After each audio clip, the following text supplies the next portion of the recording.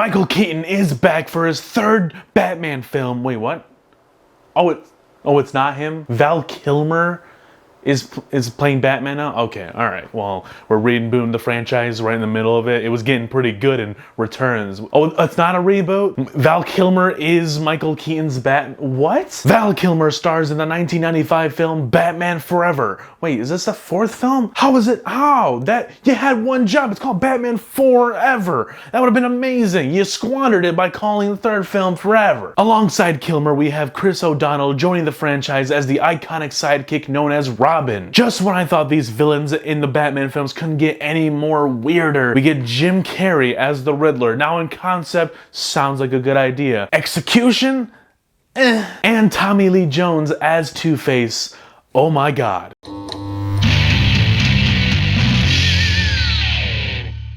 What's up everybody, welcome back to The Hes Project. I'm John Rodalaza, and today we're continuing on the Batman movie review marathon, all in the lead up to Robert Pattinson's The Batman, directed by Matt Reeves, that should and hopefully drops on March 4th, because there's been rumors that it might be delayed. Let's pray that it doesn't. So I've been reviewing all the Batman films from 1989's Batman starring Michael Keaton and directed by Tim Burton, all the way through the other 90s films, the Dark Knight trilogy, the Batman animated movie called The Dark Knight Returns, and then The Batman when it drops. So today we're talking about Batman Forever. So yeah, this film is supposed to be a sequel to Batman and Batman Returns. It's supposed to be the same Batman in the same continuity. It's the same Alfred and it's the same Commissioner Gordon throughout all the films apparently. But we get a new Batman in here. Why? I don't necessarily know. I would like to look up some, behind the scenes stuff to find out why Michael Keaton wasn't involved. If you guys know, let me know down below, because that's fascinating to me. I just never had the time to remember to look it up myself. So, Val Kilmer is here. Val Kilmer is the new Batman / Bruce Wayne.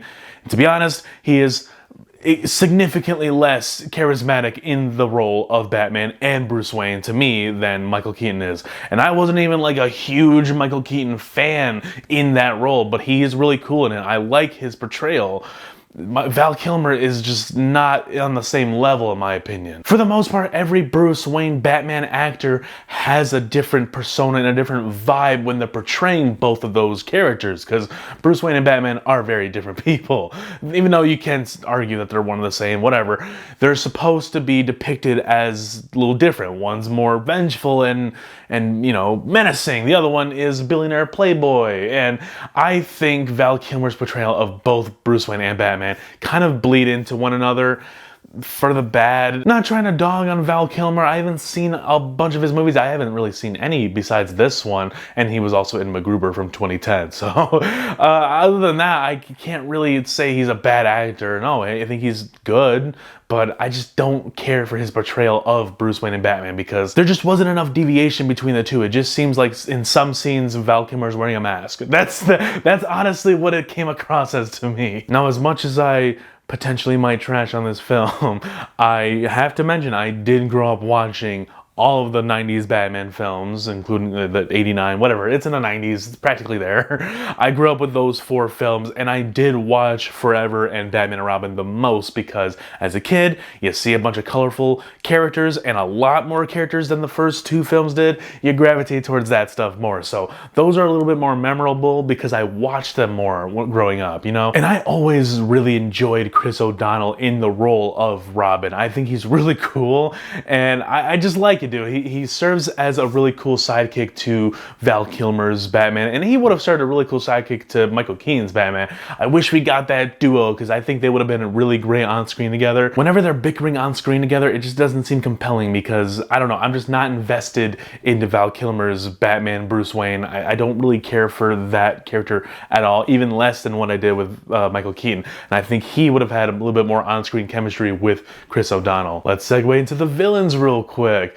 Jim Carrey and Tommy Lee Jones are the main antagonists of the film. Jim plays the Riddler and Tommy Lee Jones plays Two-Face. Now, Wow, these costume designs are really something, dude. They really do scream 90s cheese. I mean, dude, Jim Carrey is in this bodysuit, this green bodysuit with black question marks all over it, riddled all over it like a pattern, and it looks awful. Like it does. He shows up in kind of various outfits throughout the movie. He gets a white bodysuit later on at the end of the film, which it does look better because it's, you know, it's not neon green in your face freaking like green screen green. And like imagine wearing that but as a tight bodysuit. Don't get me wrong, I love me some Jim Carrey, but the last thing I wanted to see was a tight bodysuit hugging his question mark. That's all. I didn't need to see that, but we did for the whole 2 hours. Two-Face, now I will give him some benefit of the doubt. I think the makeup that they chose for the burnt side or whatever happened to him in this iteration, this universe, I think the makeup there looked cool. But the fact that it was just like a hard cut right down the middle of his face and it was just like normal face and then line and then purple, that was very cheesy and I wish they didn't go down that route. The makeup looks great in here, but the fact that it cuts like that really takes me out of it. And they do the same thing with his suit, like it's a normal ass everyday man's suit on one side and then it's got like this cheetah print on the other. Who the hell did you go to get this tailored? Was it the Kingsman Primal? And just like Jack Nicholson's Joker and Danny DeVito's Penguin had this wackiness to them because that's kind of the nature of characters that are in a Tim Burton production. That's kind of all you get. There's nothing else to their characters other than being a wacky, ridiculous on-screen presence. Like that's all they do is just do wacky things. Whenever Tommy Lee Jones shoots at Batman with a rocket launcher or something, he's just laughing. And whenever Jim Carrey does anything in this movie, he is laughing his ass off, and it's very obnoxious. I love these two actors, but my god, they're so obnoxious in this movie, and it's kind of unenjoyable at times. Like, yeah, they do put a smile on my face, and I do kind of enjoy seeing them on screen, but it lasts too long, dude. It always cuts back to them laughing over some diabolical thing that they decided to add to their plan. And it's like, I don't understand why they're depicted this way. It's so ridiculous. And it's definitely because of the times and whatnot, like 90s stuff, like, you know, you got a lot of that back then. So I guess I can give it that pass, but man, like, why was it such a deviation from Nicholson and DeVito's portrayal of those villains? Like, they had a little bit to them. I wasn't a big fan of their portrayals and, like, their motives of the characters, per se. There's nothing else to these two besides being silly and ridiculous. These two characters are a legit representation of a 5-year-old playing with a Riddler and a Two-Face doll, just slapping them around and whatnot. Alright, now, we all know that Batman is about the lovin'. So, we have to bring it in strong. You know, Kim Basinger didn't want to come back for Batman Returns or something. I don't know what the real thing is, but she wasn't in that movie. We couldn't get Michelle Pfeiffer back. Who are we bringing in? Who's going to be the next Batman side piece? Not sidekick, side piece. Who are we bringing in?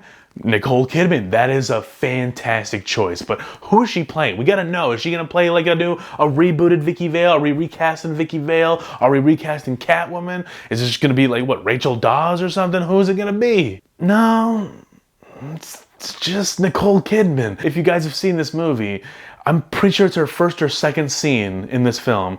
She puts out the bat signal on the rooftop and, you know, wants to call Batman.